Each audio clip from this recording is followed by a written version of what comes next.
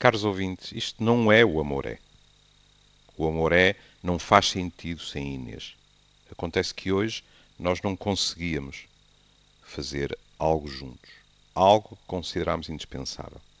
Como podem compreender, seria quase inevitável que este fim de semana o Amor é se debruçasse sobre o Portugal-França. E assim o fizemos, como de costume, em associação livre, indo através das veredas, das autoestradas, dos penhascos, de tudo o que faz, no fundo, o gozo e a beleza da associação livre. Acontece que, infelizmente, o programa, sem qualquer hipótese, está truncado. Está incompleto. Porque lhe falta a palavra de solidariedade para todos aqueles que pereceram ou estão feridos em Nice. E penso que estamos de acordo numa coisa. Ao longo dos anos nós discutimos o que o amor é e muitos adjetivos têm surgido. Em algo poderemos dizer que o consenso é absoluto. Se o amor não é solidário, não é verdadeiro amor. E por isso essa palavra, minha e da Inês, para com Nice e todos aqueles que caíram na certeza de que nós resistimos e continuaremos, porque não se pode ceder ao terror, aqui está. Um bom fim de semana para todos.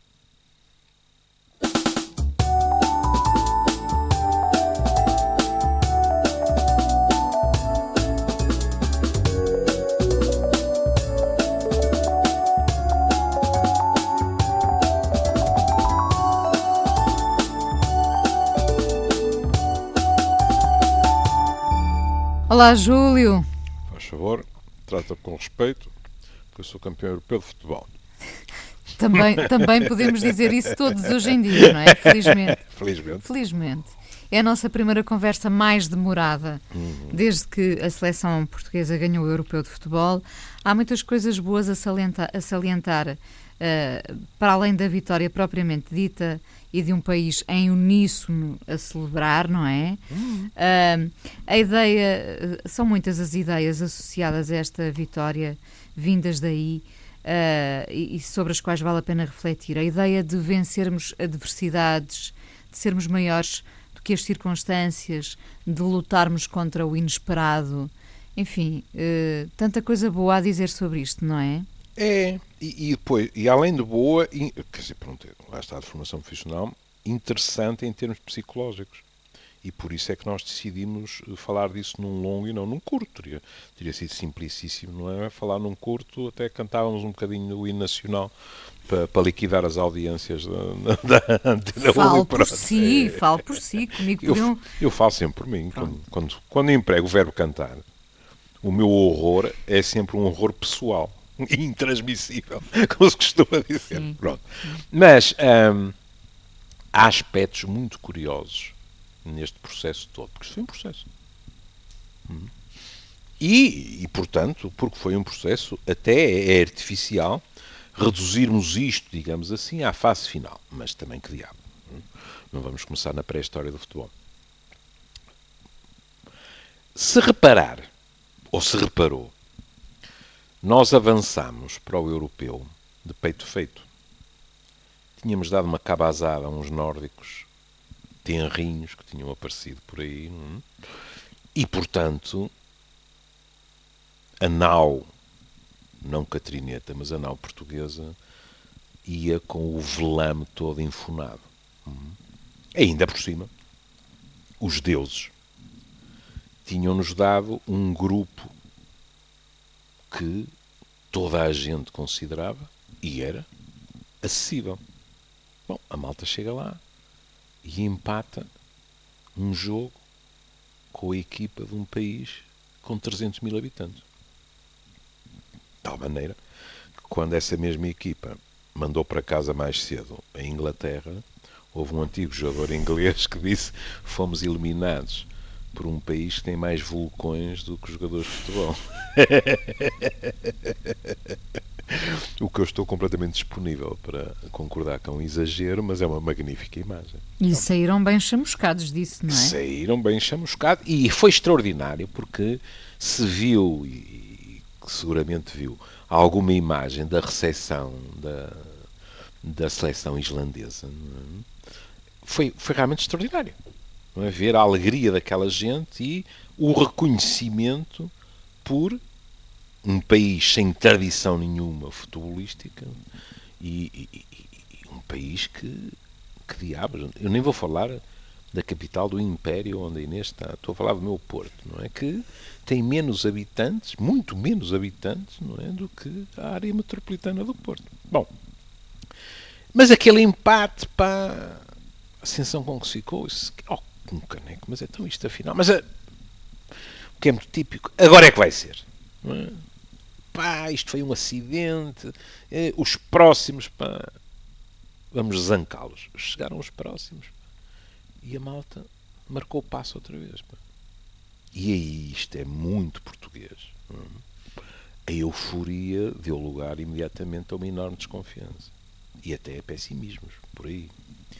Agora, há uma coisa que temos que distinguir. Todos nós somos treinadores de bancada e, portanto, temos todo o direito de não estar de acordo com esta opção, com aquela. Não é disso que eu vou falar. Não é disso que eu estou a falar. Eu estou a falar do estado de espírito que se pressentia. E que, por exemplo, eu pressenti em mim mesmo. E depois... De um certo desânimo. E, sobretudo, de, afinal, isto não são favas contadas, porque, no mínimo, para nós eram favas contadas que nós passávamos a fase de grupos. E depois logo se vê. Aquilo é tudo muito aleatório, com os prolongamentos, com os penaltis, etc. etc. E depois veio o jogo com a Hungria, pá, nós empatámos 3-3 e, no fim, estavam as duas equipas a trocar a bola e naquela de não queremos fazer mal a ninguém, acabem lá com isto que passamos os dois. E uma pessoa diz assim, mas espera aí, mas então passámos a fase de grupos, não ganhámos jogo nenhum, pá. Eis-se num quando os tais islandeses, pá, marcam um golo que faz com que nós passemos de uma metade do quadro em que eram só trutas para uma metade do quadro em que, longe de mim dizer que jogavam com tamancos, mas que era muito mais fácil. E então aí voltou a haver uma sensação, epá, mas espera aí, nós agora só paramos na final. O que foi limpinho, diga-se passagem. Só paramos na final. Mas sempre com dúvidas pelo meio. E depois, honra-lhes seja, sobretudo os franceses, estavam em grande forma. Chamaram-nos de tudo. Que eu acho extraordinário. Como é que alguém pega num computador para escrever um artigo sobre futebol e não encontra adjetivo melhor para definir uma seleção do que nojento? Sim, nós fomos chamados nojentos. Que é uma daquelas coisas, não é? Que ao meu país e à qualidade do futebol que se joga no meu país, chamo eu nojento se quiser. Agora os outros não chamam. Porque eu não lhes dou esse direito. Que é, aliás, um velho tico dos portugueses. Os portugueses dizem mal uns dos outros do país, queixam-se tudo, etc. Chegam a tui. Não é? E ai de quem, a beber o chocolate espanhol e a comer os churros, diga seja o que for. Pronto. Mas valeu tudo menos tirar olhos. E o que aconteceu é que nós fomos avançando. E depois havia sempre... E aí, pronto, lá está, quer dizer... Pronto, o nosso Patrício defendeu um penalti e o outro guarda-redes da Polónia não defendeu penalti nenhum. Não é? Uma pessoa pode reduzir a questão a isso, mas eu sou psiquiatra.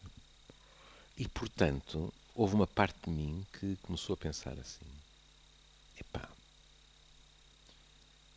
E isto é, como compreendo, não tem nada de científico. Mas a minha parte supersticiosa começou a pensar assim. Opa, eu não sei se é por termos um treinador que é muito religioso. Mas há aqui qualquer coisa que parece a mão do destino. Isto foi o que eu senti, percebe? Deu por si a sentir isso, que engraçado. E depois, pronto, quer dizer, nós ganhámos com toda a naturalidade ao país de Gales.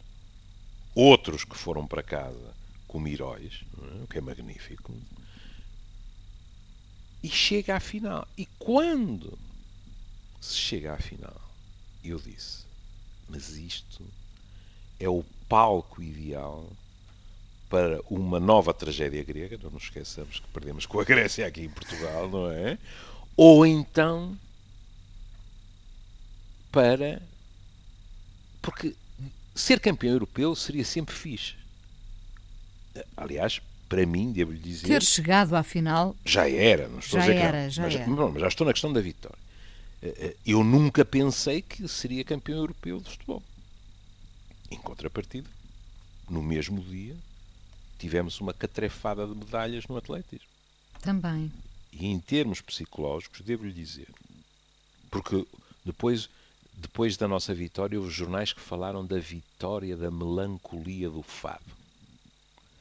Acho muito bonito que os estrangeiros falem da melancolia do fado, mas nós não ganhamos à base da melancolia do fado. E, aliás, há fados que não são melancólicos, são bem alegres. Bom, não, nós ganhamos porque tivemos resiliência, porque arregaçámos as mangas, porque tivemos também sorte, por uma data de coisas, não teve nada a ver com melancolia. Como foi com esforço, não foi? Foi. Com essa persistência, com essa, claro. E para mim, e já lá iremos, com aspectos psicológicos muito curiosos no próprio jogo da final. Mas, devo-lhe dizer que fiquei muito satisfeito por tanto os atletas como os dirigentes do atletismo pegarem em microfones e dizer assim, mas o que é isto? Então o futebol está numa classe à parte. Pois está. Então nós ganhamos e eles já são todos comendadores. E por isso depois foram também condecorados. Mas foram eles que puseram o dedo na ferida. Que é, aqui como nos outros países em que o futebol é rei, não é em todos, não é? Como compreendo, nos Estados Unidos, o futebol, quando olha para o beisebol, para o futebol americano e para o basquete, não é? Fica a roer-se de inveja. Não é? Mas nos países em que há este fanatismo, porque é isso que roça, pelo futebol, tudo o resto passa para segundo plano. E as nossas meninas no atletismo fizeram um figuraço. E também, salvo erro, peço desculpa se me enganar, alguém que veio para Portugal aos 12 anos. Não é? E pronto, hoje é um português como todos os outros. E eu gostei muito, sabe, porque eu tenho 66 anos, eu venho do salazarismo e da tendência para as pessoas calarem, terem medo de pegar no microfone e protestar, de se queixarem só, e portanto fiquei muito satisfeito que as pessoas aterrassem e dissessem, mas isto é uma injustiça. Porque era uma injustiça. Pronto, isto é uma coisa à parte. Mas agora, os franceses, Inesinha. Sendo que eu temia logo um 3-0 na primeira parte. Bom, e pensava, como é que nós nos vamos aguentar? Não sei se pensou mesmo. Pensei o mesmo, claro que pensei. Não vale a pena ser hipócrita. Claro. E se reparou, por isso é que eu lhe dizia que o jogo da final é um jogo fascinante. Porque, olha, primeiro tenho muita pena, sei que isto vai ficar gravado, se quiserem põem-me em tribunal, mas que eu achei que os franceses não estavam propriamente com uma disposição de tratar muito bem o Cristiano Ronaldo, e aliás não só o Cristiano Ronaldo, eu vi lá um pisão ao Quaresma que até me doeu a mim, isso achei. E que achei que, como é habitual nestas coisas, somos todos iguais, uns mais iguais que outros, e que o árbitro foi complacente com os franceses mais do que com os portugueses, o que não é novidade nenhuma nestes jogos, por cima a jogar em casa, etc., achei. Mas é curioso verificar, não sei se está de acordo comigo, mas nos primeiros 20 minutos, aquilo, o lado para que parecia superar o vento, era para os tais 3-0 que estava a falar. Eles passavam por nós como se fossem de moto. E é curioso verificar que, de repente, temos Cristiano Ronaldo em lágrimas. E isto é um aspecto fascinante, sabe? Repare que até o presidente Obama deu o seu palpite. E que palpite deu o Obama? O Obama disse assim: pode-se gostar ou não gostar dele, mas é um enorme atleta, um magnífico atleta ou qualquer coisa. Porquê é que o presidente dos Estados Unidos da América, ao fazer uma apreciação a um jogador de futebol, começa dizendo pode-se gostar ou não gostar dele? Porque Ronaldo é um bocado, olha, é um bocado, não sei se ainda existem, mas é um bocado como havia uns autocolantes do Futebol Clube Porto, que é ame ou deixe. Não me Lembra-se? lembro disso. Havia. Agora não tenho visto. Pronto, aliás, se calhar até há de outros clubes também. Pronto. Mas é aquela coisa de ou se gosta ou não se gosta. E muitas vezes, em relação a Ronaldo, há esse tipo de posição. Não em relação ao jogador. A quem, penso eu, quer dizer, só por uma terrível má vontade, não se reconhece o gênio futebolístico. Mas em relação à personagem, à maneira como ele às vezes se comporta em conferências de imprensa, a comportamentos como foi a célebre história do microfone e tal. Portanto, há gente que, aliás, alguns dizem no mesmo, que é assim, bom, ele é um extraordinário jogador, mas eu não simpatizo muito com a personalidade, etc. E nesse sentido, este campeonato, e particularmente este jogo, na minha opinião, foi extremamente benéfico para a imagem de Ronaldo. Em primeiro lugar, porque, é claro que todos nós teríamos preferido que ele não tivesse a lesão. E não estou a falar da questão futebolística. Estou a falar por causa dele, por causa da saúde dele. Pronto. Não é? Mas, tendo havido a lesão, o desespero do rapaz, eu posso dizer isto, ele é mais novo, 8 anos, que o meu filho mais novo, não é? Portanto, o desespero do rapaz, a imediata solidariedade dos colegas, e depois a maneira como ele viveu, sobretudo o prolongamento e o fim do jogo, em que eu vi a saúde do selecionador muito em risco, porque com os pulos do Ronaldo, se ele falhava um daqueles pulos, o Fernando Santos ia que nem ginjas parar ao meio do chão. Não é? Na minha opinião, e já ouvi pessoas dizê-lo, humanizaram muito, aproximaram muito o Ronaldo, sabe? Uma coisa é o ídolo por cujo autógrafo toda a gente chora, ou muitos choram e se espera horas para ver, para tirar a selfie, etc. Outra coisa é o ídolo fragilizado, que assim fica mais perto, sabe? Fica como nós. Chora porque não pode continuar a jogar. E uma pessoa pensa, epá, já ouvi chorar com 19 anos, quando perdemos, não é? Da outra vez. Vai sair tudo outra vez errado para o puto e para nós também, não é? Aliás, ouvia-se muito, ou lia-se muito frases como eu que nem gosto dele, senti um aperto no coração. Está a ver? Enfim. Mas está a ver? Está a ver? Na realidade, uma pessoa que diz essa frase não está a dizer isso.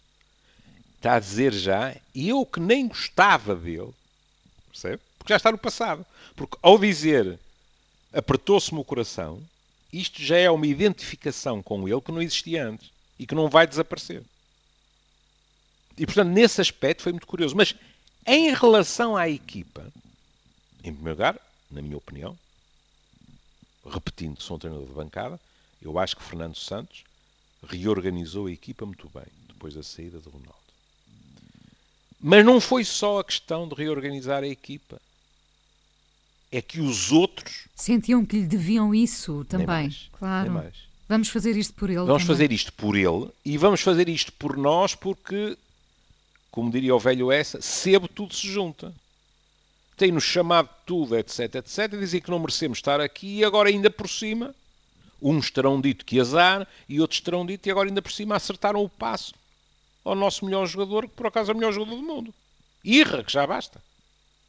Porque o que podia ter acontecido era a equipa baixar os braços. Mas pronto, e entrava um e a seguir um entravam mais 2 ou 3 e ponto final. E não. A equipa resistiu. E depois, como é evidente, os minutos passam e a crença vai aumentando.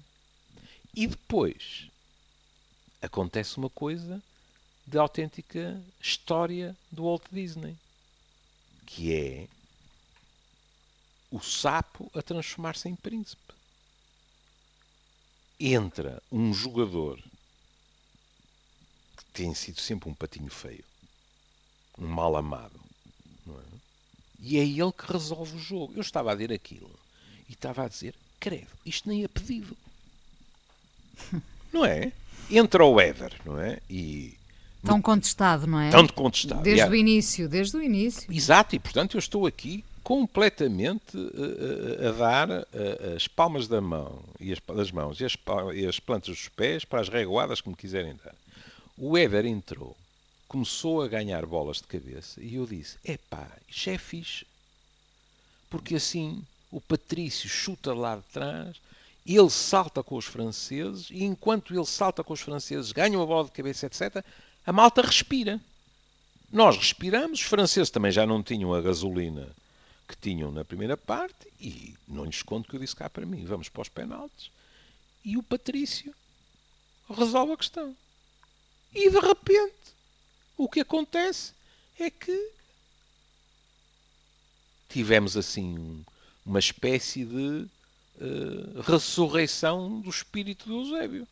E o tipo, como se diz, na minha terra, puxou a colata atrás e manda um balásio lá para dentro. E eu vi o jogo sozinho, como gosto de ver. E eu disse, eu não acredito nisto. Tu queres ver que nem sequer precisamos dos penaltis, vamos ganhar? E agora também confesso outra coisa. Disse, imediatamente, torcido como sou, o árbitro vai arranjar maneira de marcar um penaltizito contra nós nos últimos minutos. E honra-lhe seja, não o fez. Os últimos minutos não tiveram rigorosamente nada a apontar à arbitragem.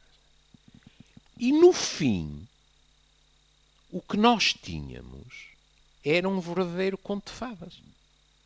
Porque agora vamos, digamos assim, eu ia dizer à parte sociológica, peço desculpa pela cretinice, vamos a uma abordagem mais vasta. Tivemos Portugal 1, campeão europeu. 2 contra a França. 3 em França. Ou seja, isto, como é que se diz nos filmes? Nem nos meus wildest dreams. Nem nos meus sonhos mais selvagens. Percebe? Porque isto é... E a Inês é testemunha que eu adoro a França.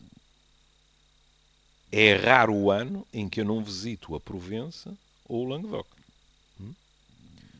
Mas os franceses são chauvinistas. E a prova que são chauvinistas é que a Inês viu coisas extraordinárias, porque viu o Harrison Ford, o Mick Jagger. E eu, quando vi o Mick Jagger em Paris, todo contente por Portugal ter ganho, eu disse, se calhar também lhe ensinaram na escola que a mais velha aliança da Europa é entre a Inglaterra e Portugal. Porque não sabia que ele iria ficar assim tão contente.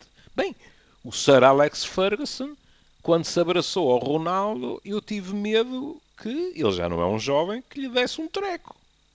Ou seja, por exemplo, não me passa pela cabeça que os alemães, que aliás até já afirmaram que se tinha encontrado no vestiário dos franceses Goronzan a mais, para o gosto deles, não é?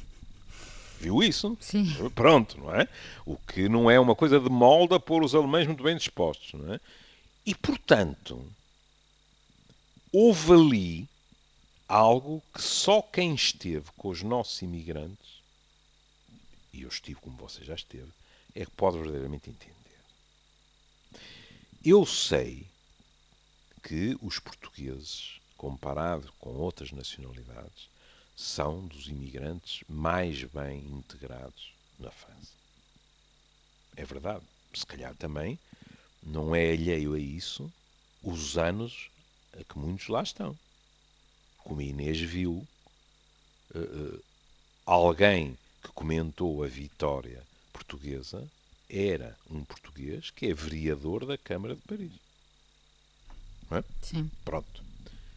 Mas quer queiramos, quer não, e por isso eu, no momento, escrevi espontaneamente e não editei o texto, O que é que me saiu no Facebook?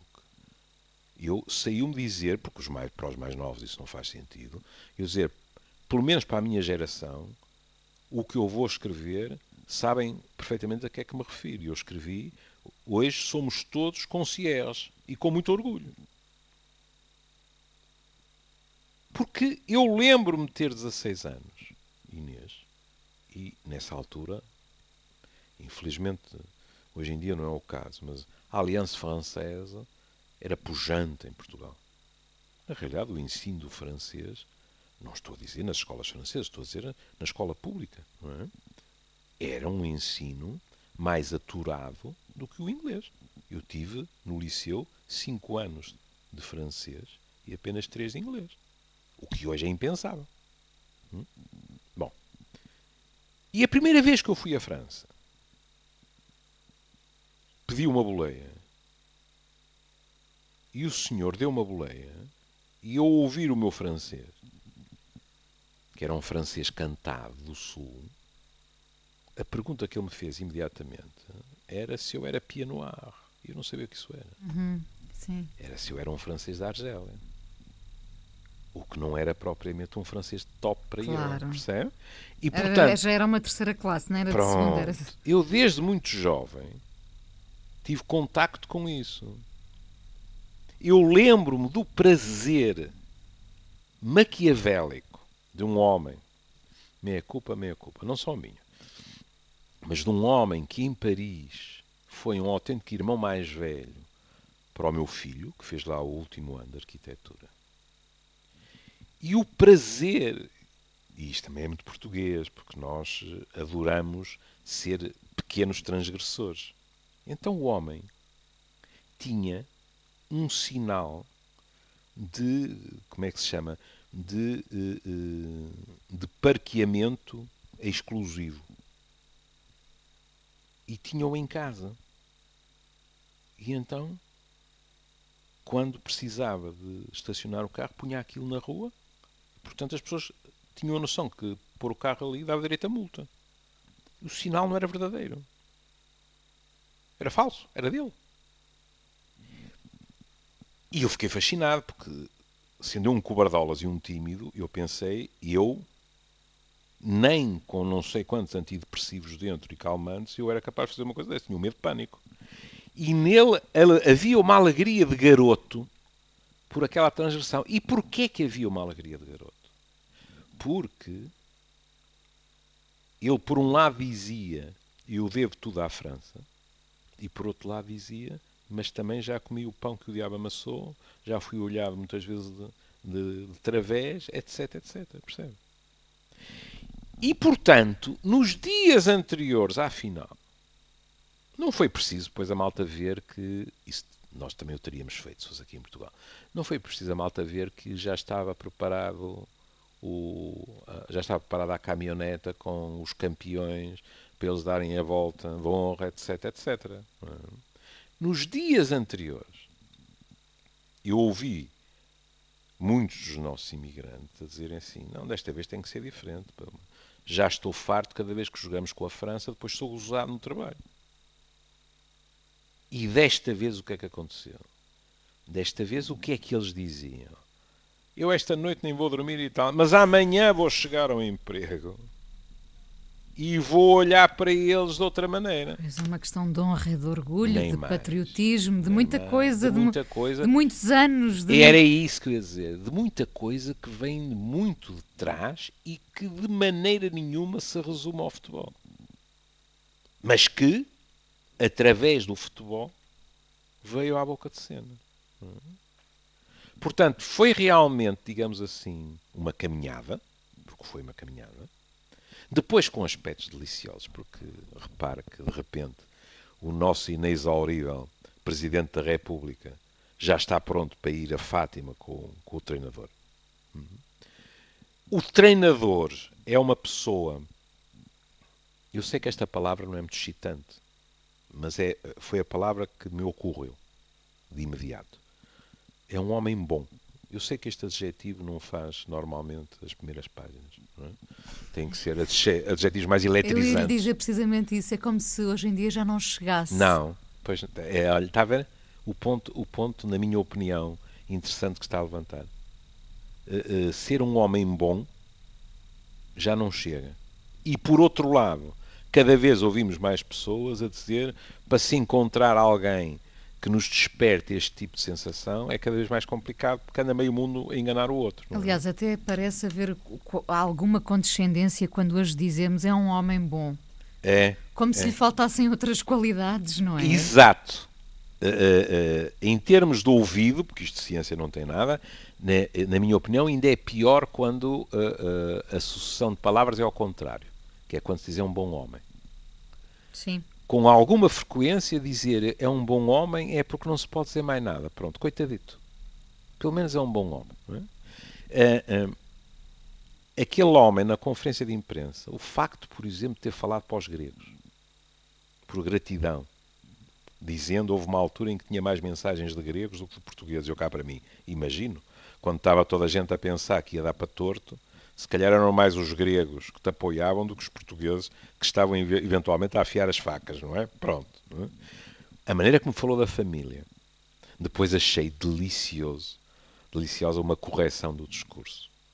Porque ele, quando ainda estava muito em cima do acontecimento, falando do pai, que já morreu, com a voz embargada, disse uma coisa deliciosa. Disse: o meu pai, que esteja onde estiver, está a beber umas cervejas.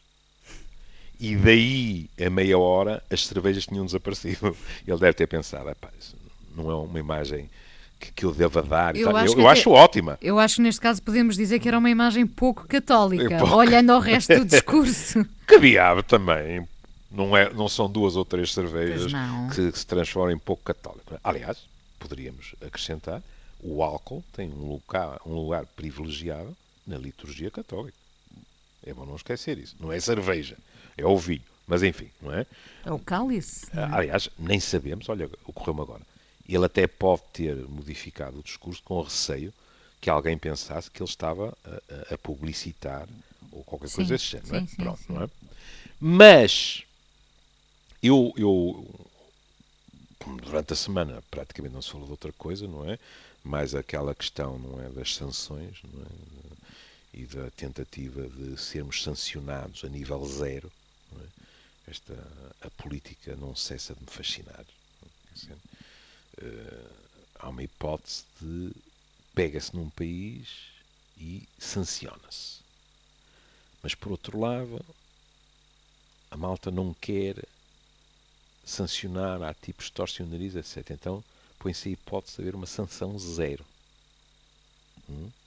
Eu tive imediatamente um pensamento perverso, que era: quem me dera que nas estradas também houvesse disto.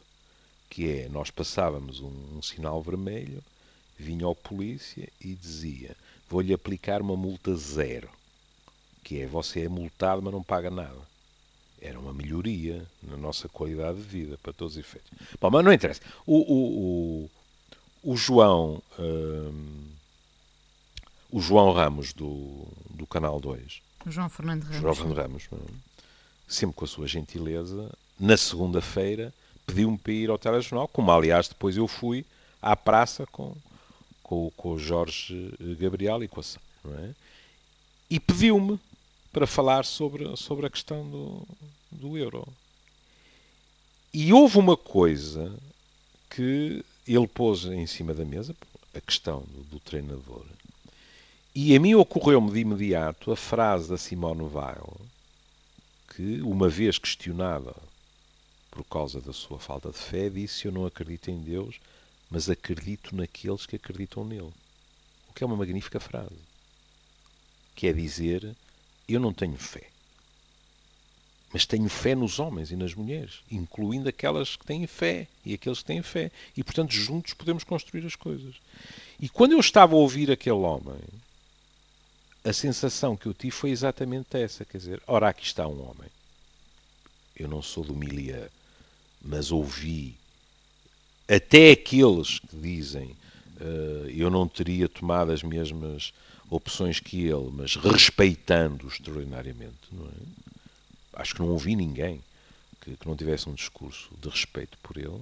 Mas a mim o que me interessou mais foi pensar assim: posso estar enganado, Mas parte de uma coisa que eu achei, que também pode ser um engano, eu achei que esta era a seleção mais solidária que eu me lembro de ver. Sim. Achei. Consegue dizer isso? Consigo, se calhar, mas se calhar é a asneira da semana, Inês. Não. É? Mas foi o que eu achei. Eu achei que eles estavam mesmo solidários, que estavam a puxar todos para o mesmo lado, que não estava a haver ali grupinhos, etc. Posso estar completamente enganado. Não, eu acho que isso também é fruto de uma nova inteligência afetiva, não é? Se calhar. Sim. Se calhar. Mas eu não pude deixar de pensar, se tenho razão nisso, parte do mérito é deste homem. Porque... Deste homem do Fernando Santos. O que é muito curioso, porque ele, até em termos de afetos, parece ser muito... Parece, quer dizer, ele parece ter imensa dificuldade em exteriorizar o que vai sentindo, não é? Mesmo em termos de festejos em campo. Não é? Sim, era o que eu lhe dizia há bocado, não é? Eu temi que às tantas o Ronaldo estivesse sentado nos ombros dele e ele apanhasse com 3 hérnias discais, porque o outro não é propriamente um peso leve, com aqueles músculos todos. E é curioso que seja esse homem a comandar aquela tropa tão mais afetuosa. E não só, porque comandar... Solidária, como diria. Pois, comandar estes egos todos, porque estes egos são egos exacerbados, não é só o Ronaldo. E são egos que competem, porque quando joga um não joga o outro, etc. E a sensação com que eu fiquei é que aquele homem, com a sua... Esta palavra, infelizmente, hoje em dia, às vezes utiliza-se de uma forma pejorativa. Eu estou a utilizá-la como um elogio. Com a sua candura, até.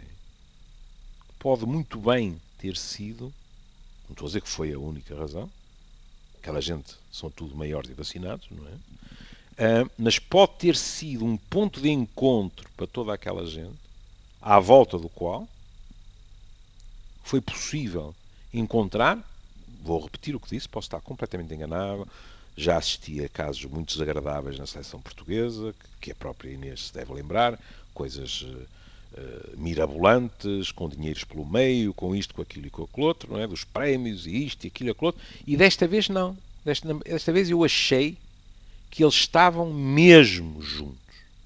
E isso também conta. Conta mesmo muito. Sabe que eu continuo para lá da vitória, dos festejos, desta alegria coletiva. Eu continuo com isto na cabeça, com o facto de esse homem ter dito que só faria as malas no dia 11 e de todos nós termos gozado com isso. Exatamente. E de facto foi o que aconteceu.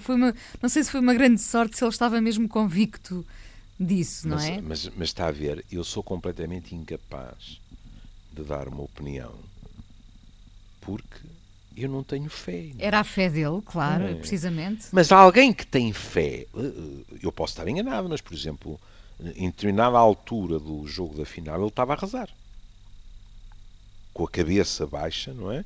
Foi muito difícil não pensar, este homem está numa prece íntima, se calhar não estava recolhido, não me interessa. Mas se este homem tem fé, se este homem sabe que fez um trabalho honesto, este homem acredita piamente, e por que não, que Deus, entre aspas, cuidado, estou a dizer entre aspas, mas que entre aspas vai fazer a sua parte do trabalho também. Porque é justo. Fomos enxovalhados, somos isto, somos aquilo. É como se ele dissesse, oh meu Deus, eu nem sequer te vou pedir, porque quero insultar-te. Com isto tudo, é mais que justo nós ganharmos. E depois, eu sei que estamos a ficar perto do fim, não é? Estamos. Há situações que nós pensamos, isto foi encenado, lá vieram os americanos para Paris para pôr isto depois na internet. Aquela cena do miúdo a consolar o francês. Sim. Pronto, eu já sei que sou lamechas, pronto. Eu também estico-me um bocado. Era um momento de Charlie Chaplin. Eu estico-me sempre, porque sei que os meus filhos não ouvem o programa e, portanto, não me moem a cabeça, não é? Mas é assim, uma criança que está evidentemente felicíssima. As crianças são muito egoístas, Inês. Como você já deve ter experimentado à sua custa. As crianças pensam primeiro nelas, depois nelas, depois nelas, depois pensam nos outros. E uma criança está felicíssima e de repente vê um tipo que está de rastros e vai ter com ele para o consolar. E se reparou, a reação daquele adulto foi uma reação perfeitamente maravilhada. De encantamento. Pronto, e depois já houve os convites para vir e mais isto, mas não é isso que me interessa. Aquele momento é realmente um momento abençoado, porque está para lá da vitória e da derrota.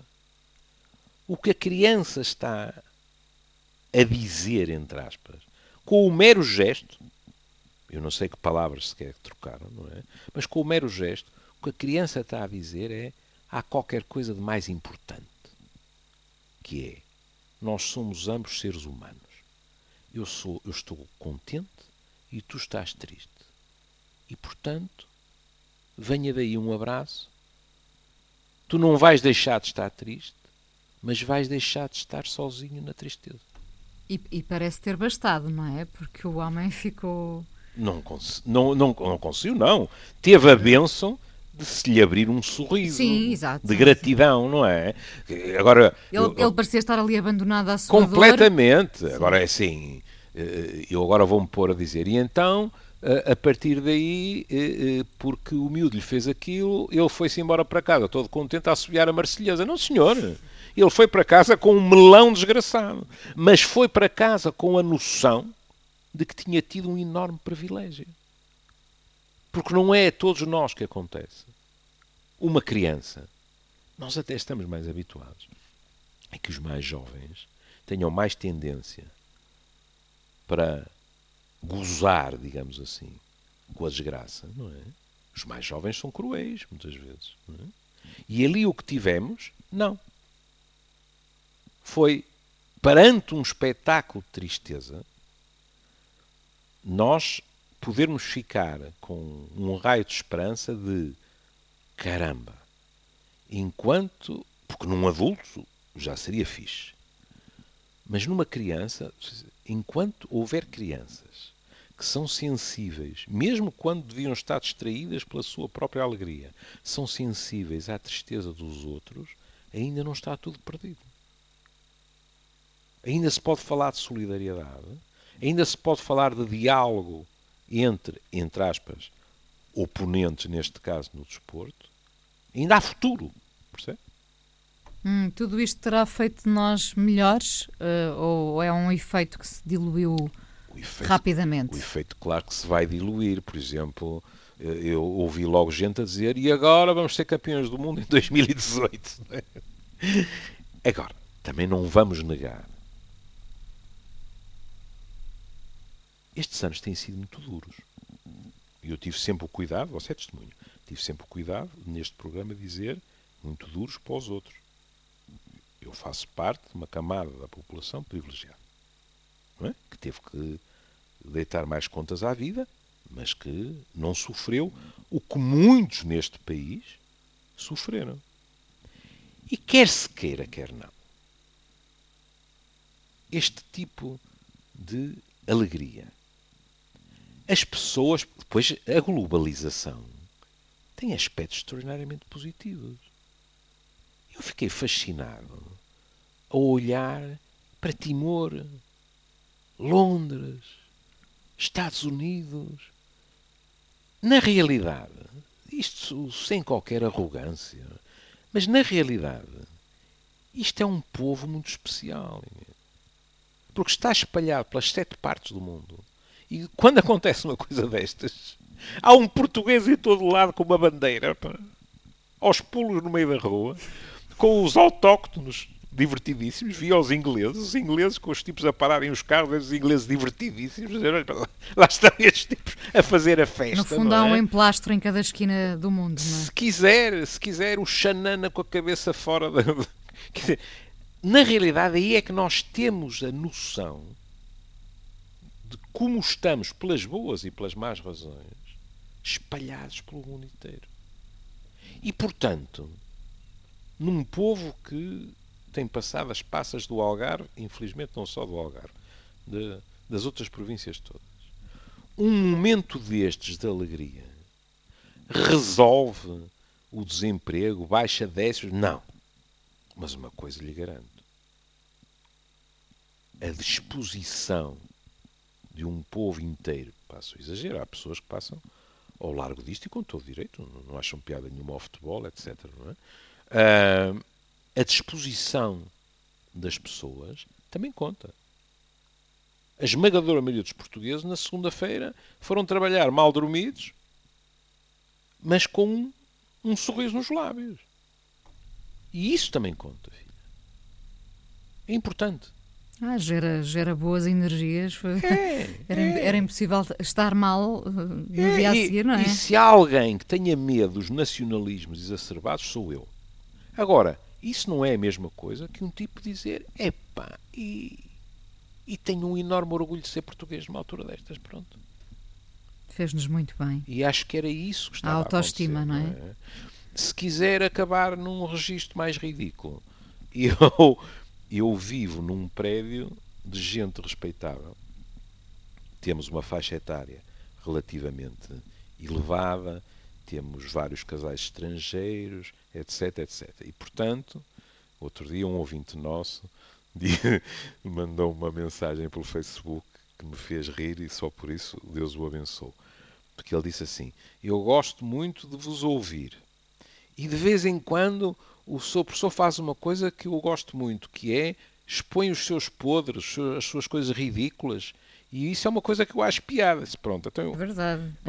Eu vou-lhe fazer mais um favor a esse ouvinte, que é, como compreende, você conhece-me, não é? Eu sou um dos psiquiatras mais nervosos do país. E, portanto, quando o árbitro apitou, eu que estava sozinho, avancei para a varanda e disse sim! E quando acabei de dizer, tive uma sensação desagradável. E olhei para os dois lados e não havia uma única varanda que tivesse alguém calado, quanto mais a berrar sim. E pensei, meu Deus, eu sou claramente o tipo que envergonha este prédio. Voltei para dentro e continuei os festejos, mas dentro de casa, porque eu tinha saído naquela, sabe qual é? Lembra-se de Timor, dos lençóis, etc. E eu depois pensei, e foi nesse sentido, eu achei que ia sair e que iam estar todas as varandas com malta e que íamos falar uns com os outros, etc. E quando de repente dei comigo sozinho, sabe? Como diziam os brasileiros, cadê os outros? Eu pensei, credo. Às tantas ainda acordei alguém, ainda por cima, não é? E, portanto, fechei outra vez a portinha e vim festejar cá para dentro. Pronto. Pelo menos um dos nossos ouvintes ficou satisfeito hoje outra vez. Bom, e vamos embora a recordar o espetáculo do Sérgio Godinho. Exatamente, você escolheu e acho que é uma magnífica escolha. Fica bem depois disto tudo. É evidente, é evidente. Júlio, um beijinho. Beijinho, nós até amanhã. Até amanhã, sim. Quando tu me vires no futebol, estarei no campo, cabeça ao sol, a avançar pé ante pé para uma bola que está à espera de um pontapé, à espera de um penalti que eu vou transformar para ti. Eu vou atirar para ganhar, vou rematar e o golo que eu fizer ficará sempre na rede, a libertar-nos da sede, ficará sempre na rede, a libertar-nos da sede. Não me olhas só da bancada lateral, desce-me essa escada, vem deitar-te na grama, vem falar comigo como gente que se ama e até não se poder mais, vamos jogar. Quando tu me vires no musical, estarei no palco, cabeça ao sol da noite das luzes, à espera de um outro sol e que os teus olhos os uses como quem usa um farol. Não me olhas só dessa frisa lateral, desce pela cortina e acompanha-me em cena. Vamos dar a perna como gente que se ama e até não se poder mais. Vamos bailar. Quando tu me vires na televisão, estarei no ecrã, pés assentes no chão, a fazer publicidade, mas desta vez da verdade, mas desta vez da alegria, de duas mãos agarradas, mão a mão, no dia a dia. Não me olhas só dessa meio pelo estofado, desce pela antena, vem comigo ao programa, vem falar a gente como gente que se ama e até não se poder mais. Vamos cantar. E quando à minha casa fores dar, vem devagar e apaga-me a luz, que a luz desta outra ribalta às vezes não seduz, às vezes não faz falta, às vezes não seduz, às vezes não faz falta, às vezes não seduz.